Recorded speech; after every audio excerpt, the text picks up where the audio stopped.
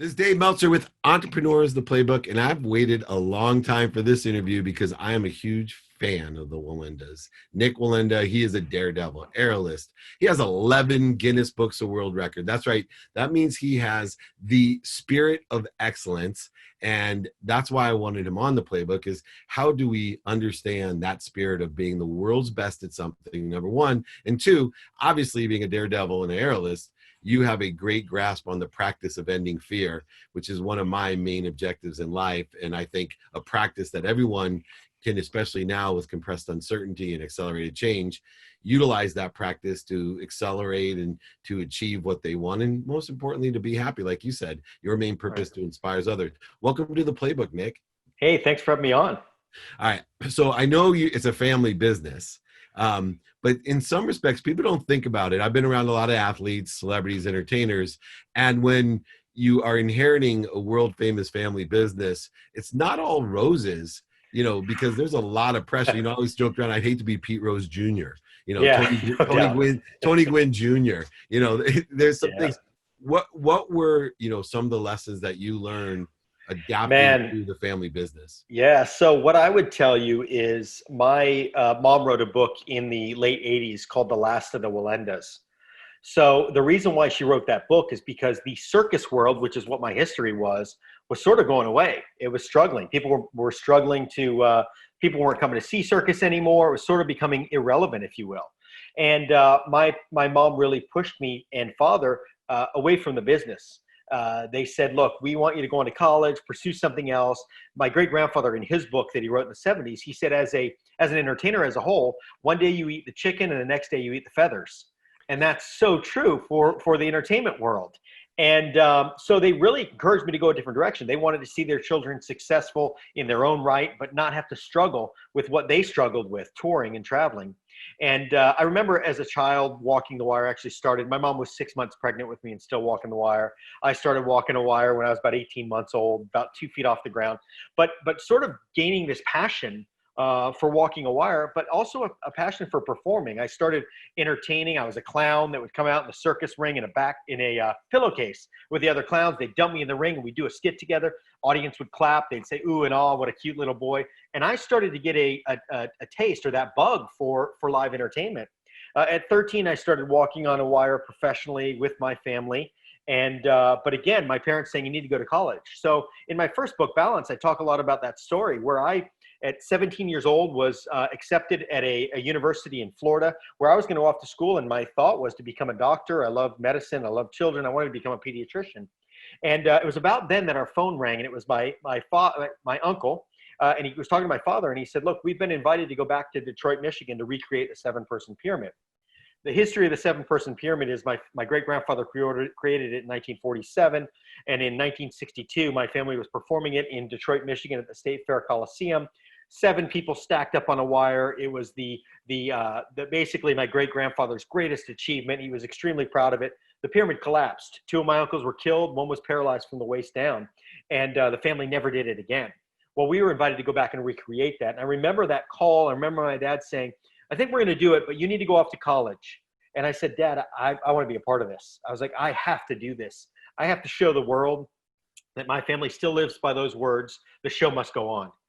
And he said, after a lot of conversation, he said, fine, we'll allow you to train and do it, but then you've got to go off to college. So I remember training and going to perform it was actually a Shrine circus, fundraiser for the Shrine, children's hospitals. We do the 7-person pyramid, Larry King Live, first time it was ever broken into for a special break for something like this in the entertainment world. It was there were documentaries from all over Europe, all over the world, China, Japan, A&E did a documentary on it. And I saw that and I thought, our industry isn't dying, it's changing. If the fascination of the world is on what we're doing, there's a future here. And we just need to adapt and change the way we're doing it. And that's when I set out to do what I have done. Now, I will tell you, the first thing that we decided we were going to do is break a world record set a world record for the highest 4-layer 8-person pyramid. So we started training for it. This is back in 2001. We finally signed a contract. Now, meanwhile, I'm working in a restaurant to pay bills, and my parents are going, you've been 3 years in a restaurant. You were supposed to be going to college. We told you so. I'm like, no, but this is my passion. I know there's a future here. We go to Japan. I break the world record, headlines all over the world, come home, and I'm like, okay, now we're set. The brand is reignited. We're ready to go. And I worked back in that restaurant for 3 more years. Again, the whole time my parents saying, what are you doing? Well, my whole career is stories of that, of 4 steps forward and 8 steps backwards. But I kept getting up. And it was that resilience is why I've been able to get to where I am today. Now I'm blessed beyond my wildest dreams, and things are great. But it took a long time to get to that point. Yeah, I think that's a great lesson for entrepreneurs. There's no overnight successes. The investment that we need to make in ourselves in order to have that consistent, persistent pursuit of our expression of genius, right? There's something within you, regardless of the parental pressures, regardless of the economic pressures, regardless, I'm sure, of what your friends said, that we're going to college and all those things. There's something deeper, Coach Burt calls it, his prey mentality, his prey drive, prey, right? Prey drive. Yeah. I have to bring this up, and my wife's going to shoot me for it, but one of my favorite movies of all times, my favorite entrepreneurial movie for sure of all times, is The Greatest Showman. Okay. Yep. Okay. And I'll be in the Ringling Brothers Barnum Bailey Circus history, but why I love it isn't about the circus. It's about, right, Barnum himself, PT, and your story, right, is very paralleled in a different time frame, in a different context, to somebody that is an expression of genius, that somebody has an innate willingness to be what they must be. And, ironically, you're under the same pressure as every other kid to be a doctor or a lawyer or a failure. And yet you continually take the 8 steps back, 3 steps forward. And those who do it eventually, through multiple bankruptcies, through multiple pains, that's the only way I think you learn lesson. Is pain is an indicator of those. But I think also that drive for excellence that you mentioned, that is, I have 17 family members that perform on The Wire. And with all due respect, I love every one of them. They're my family. How many of them do you know of? Right. See, the reality is that I had that drive for excellence. So no matter what I did in life, whether it was sweeping that restaurant floor, whether it was bussing tables, waiting tables, or whether it was, doesn't matter what it was doing, I strove for excellence. I was going to make sure that floor was as clean as it could be. That was just something within me. And it didn't come easy. There were many times I was like, I wanted to throw the broom out the door in the dumpster. I don't want to sweep a restaurant floor. I'm an entertainer. I'm a wire walker. I'm carrying on a family legacy. This should be easy. That's another funny thing you mentioned about businesses being handed a family business. Well, the reality is I had been handed a business, or a name, if you will. It wasn't even a business. It was a name that was known, but the business of that name, the circus world, was destroyed. It was gone. Bankruptcy. You said it. My parents went through it several times and struggled. And I saw that and went, I don't want that. I don't want to have to raise a family where I'm worried whether I can pay my bills next month. That was the world my parents lived in. But I knew I had this passion for performing, but I also had something different in my mind, and I knew there was a business there. I just knew it had to be tweaked and brought to the masses. And the way to do that, of course, was through TV. Wasn't easy. My first deal in fact, my first TV special series with the Discovery Channel, 6 episodes. I broke 5 world records. Incredible show, thrilling, all about the science and engineering. 1 episode aired. The president of Discovery gets fired. The new president calls and says, sorry, we're pulling this off the air. Yeah, you need to break us on there as well. But, the other nuance that you're talking about is interesting, that your parents were more afraid of you being broke than you being injured. Yeah. Like, literally. Well, it does. You're absolutely right. And that shows sort of, this new book is on facing fear. And the reason why I wrote this book is because I finally faced fear a few years ago after a bad accident. I'm sure we'll talk about it in a minute. But the reality is I didn't know fear was in my DNA. I had no idea. That type of fear just didn't even exist in my family. So we don't even look at it that way. We look at everything, what we do, as a calculated risk. So it's a calculated risk every time you get on your car and drive on the interstate, is the reality. And a greater risk, most likely, statistically, as well, as you know. Absolutely. It's interesting because I had Tony Hawk on here, and he got a bunch of, I grew up with him in San Diego. We're the same age. And he got a bunch of crap because there's a picture of him skateboarding with his baby, right? He was holding his baby, and they gave him a bunch of crap. And knowing him, I said, I would rather Tony Hawk skateboard with my baby than my wife walk with the baby. That's how good of a skateboarder he is. That's right? And statistically, the chances of my wife falling pregnant with the, postpartum with a new baby are far greater than that. And same holds true with the Wallendas and what you're doing. I love that analogy.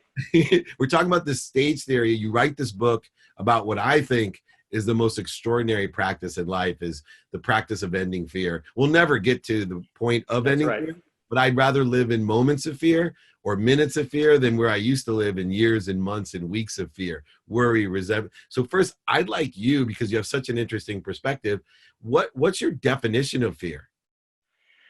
Fear to me is something that is debilitating to the point where you can't move on. It's crippling.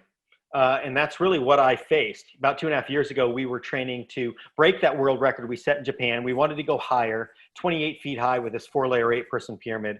Trained for about 8 weeks. Everything was going great.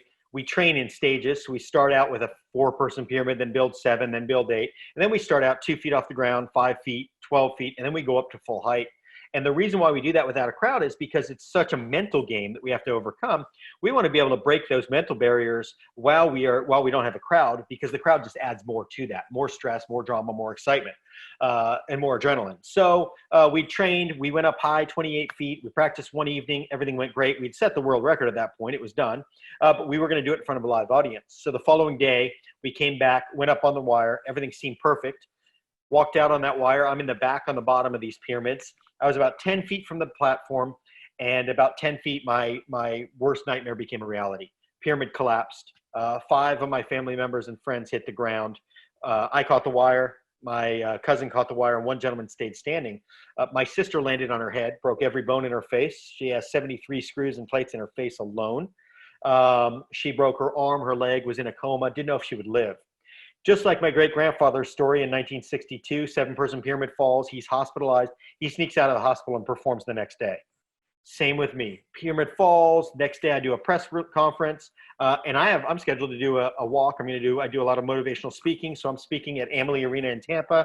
Corporation rented out the arena. I'm walking on a wire about 150 feet high and motivating this crowd with an accident with my sister in a coma, not knowing if she's alive.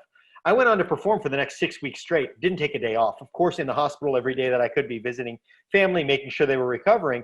But what I did is I buried that thought of the accident. I didn't face it. I didn't confront it. We all do that often. We go through a traumatic experience and we bury it away.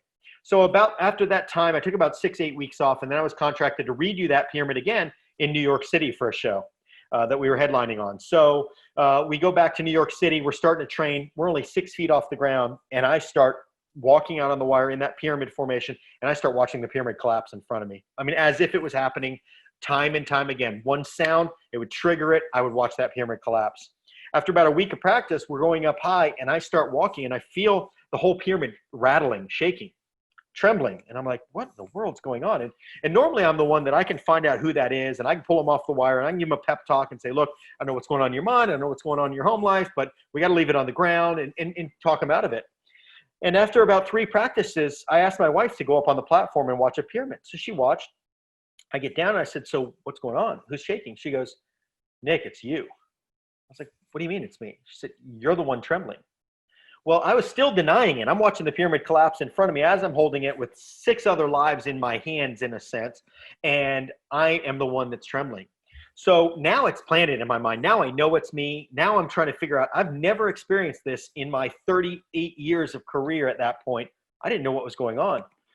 After a week of that, I went to my wife in our apartment in the city, and I said, I don't think I can walk the wire anymore. I'm done. I'll never forget that conversation. She looked at me. Now, my wife has 3 Guinness World Records. She comes from 8 generations of circus, and she's an amazing aerialist. She's broken a few of my Guinness World Records, actually. And she looked at me and she said, you know, that's not you, Nik. I don't know what you're talking about. That's not you. And I said, what do you mean? She said, your family for over 200 years have lived by the words, the show must go on. Every autograph you sign says never give up. You do what you do to inspire and motivate people, and you're going to give up? And I remember that weighing like 10,000 pounds on my chest. Like, what kind of pressure is that? Here I'm scared, physically scared, emotionally and mentally scared to walk the wire. And my wife, who you would think would say, heck yeah, get out of the business. Let's go. Let's jump ship. She said, no, that's not who you are. And I remember just sitting there in tears going, God, I don't know what to do. I don't feel like I can do it anymore. And then I started thinking back of my great grandfather and what he went through and the things that read his book again. And I'm like, you know what? That isn't who my family are. And then I started on this journey of basically retraining my mind to what I'd trained it the entire life. You know, I mentioned that fear to us well, I didn't mention that, but is a false sense of security. When I think of fear, I think of the fact that, look, I can get hurt, but I respect it well enough to train well enough. So when I trained for the Grand Canyon, I trained with 85 mile an hour winds to train for the Grand Canyon, knowing they wouldn't exceed 55 miles per hour. So as I was walking across the Grand Canyon, 1,600 feet up, 1,600 feet across, no safety, just me and rocks below, I got hit with 48 mile an hour gusts 3 times. And when that wind hits me, my mind wants to go insane. But I can counter that fear with a respect and go, no, you respected that wind enough that you trained with 75, 85 mile an hour winds. You're more than capable of withstanding these winds. Again, so it might be fear, but look at Elton John. From what I've been told, before he goes out on stage, he'll vomit in a trash can because of nerves. He's not scared to entertain people. He's one of the best in the world at what he does. But he respects those people. He respects the audience, just like great athletes. You know, I'm friends with a lot of athletes. They get very nervous before they go out onto the field. And a lot of times, it's not fear. They're not scared they're going to lose the game. It's respect that they're going to deliver at that high level. And that's what we call fear. And that's what I was trained. So I had to go back to the basics and go, okay, that's right. That's what my parents taught me. That's how they taught me to overcome. Don't allow those negative thoughts of fear to overcome your mind, but counter them with the fact that you trained with more wins. Counter them with the fact that you're more than prepared for this. And that's really the process that it took. That's awesome. False evidence appearing real, and Yeah. you figured out exactly how to counteract that with preparation and respect. I just have to tell you, I respect you so much. I puked before this interview. That's all. You and me both. Real quickly, because I think it's fascinating as well how the conscious, subconscious, and unconscious mind works with fear. That we all have different potentials, and more than all the celebrities, athletes, entertainers, billionaires, entrepreneurs I've had on the Playbook over the years, it's so interesting to see the ancestral DNA, what you've inherited into your conscious, subconscious for sure, but even the DNA side of the show must go on is coded into your DNA. It's actually coded in there where at 18 months, you are already coded walking a wire. You're already coded. Just real quickly, coming from someone who, to me, obviously being outside of you, can see it. What is your feeling and perspective of that continuum of ancestral or genetics or inheriting a certain being? Yeah. Look, I would tell you that it's harder to break a fear that's been planted. It's nearly impossible. It's possible, but that's been implanted in your mind growing up. So we had a fear of financial fear of paying our bills. I mean, that was real. That is something real. It's evident in my life. I talk about in my book how I've taken steps on the financial world to diversify, to step outside of the entertainment world and have other branches of income. But, my accountant and my managers laugh all the time because I've been blessed financially, again, beyond my wildest dreams. I still fear about having an income all the time. And they're like, you're pretty well off. You're fine. And I'm like, nope, I'm going to continue to spread. I'm going to continue to do more because it is such a great fear that's been implanted in me my entire life. I will tell you, the first time I got on the wire, I knew how to put my feet on the wire at 18 months old. My mom says she'd tell these stories of how she was amazed. I just knew how to hold my arms and hold the balancing ball. It just was like in my DNA. Well, interestingly enough, I have a 9-year-old nephew, my sister's son. And when he was about 3 years old, he came over to my house and was going to get on the wire. And I held him up, and it was pretty weird because it was like reliving the story my mom told. He knew exactly where to put his feet, exactly how to balance on the wire. He knew exactly what he was doing. So it was fascinating to see that play out in front of me. First time I got on a bicycle on a wire, I rode across without any help. That's not realistic. That takes practice. It takes training. But the reality is, it is absolutely in my DNA to do that. But again, it's the retraining of your mind to overcome those things that have been planted. Those seeds have been planted of DNA, whether, again, fear of financial failure. That's a huge one. Fear of failure. Those sort of things. Those are extremely hard to overcome. And again, it's all about the power of the mind. It's where we're in control of our thoughts. Our thoughts are not in control of us. Our thoughts always want to go to falling. When I take that first step, that's 1,000 feet down. That's 400 feet down to Times Square. You could fall. Absolutely. Our thoughts want to go to negative. Or I could say, yeah, but I've trained way better than this. I've trained for higher winds. I've trained for higher elements. I've trained for more stressful situations. I'm not going to fall. But our minds always go. My daughter's late for her curfew by 5 minutes, and immediately I want to know if she's in a car accident. Come on. The reality is you have stoplights. We're all late for stuff all the time. So it's just, unfortunately, our minds are programmed to go the other direction. And it's a lifelong training. As you said, I deal with fear all the time. 2 weeks ago, I had a sniffle, and I'm like, oh, my mind wants to freak out. Do I have coronavirus? Can I breathe right? Immediately, you go to these stupid levels that don't even make sense. Why am I even? I'm testing my breathing because I have a sniffle, but it's just where our minds go. So I really try to practice only allowing positive information into my mind. I try to weed out all of the negative information. I don't even watch the news anymore. I read my news now because I can control what I'm reading and what I'm not, because it will tear you down and put you in a state of mind that is negative. It's just not worth it. Yeah, you seek what you want. What's most important to me about your book, and I'm blessed to be around a lot of great authors with a lot of great experiences with the spirit of success and excellence.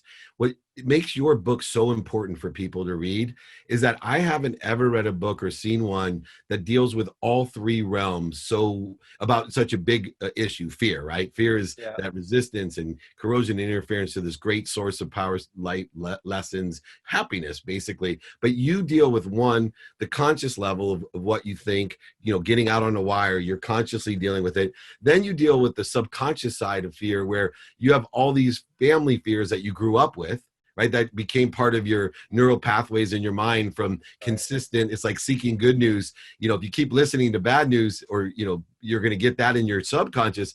But even more interesting, you deal with the conscious, subconscious, and the unconscious competency that you have. You have this genetic history that you talk about in the repetition of patterns from your great grandparents, all four generations, all the way down to you. And there's no better book out there. If you want to really find out how to deal with practice ending fear, you have to check out Nik Wallenda's book, because it's the only one I know that adequately, through experience and real stories, exciting, fun, entertaining stories, deal with all three realms. Nik, what a pleasure. You are an icon for the Playbook. I appreciate you so much coming on. Thank you for your time. Thank you so much for having me on. It's a pleasure. You're awesome, man. This is Dave Meltzer with one of his superheroes, Nik Wallenda, here on Entrepreneurs, the Playbook.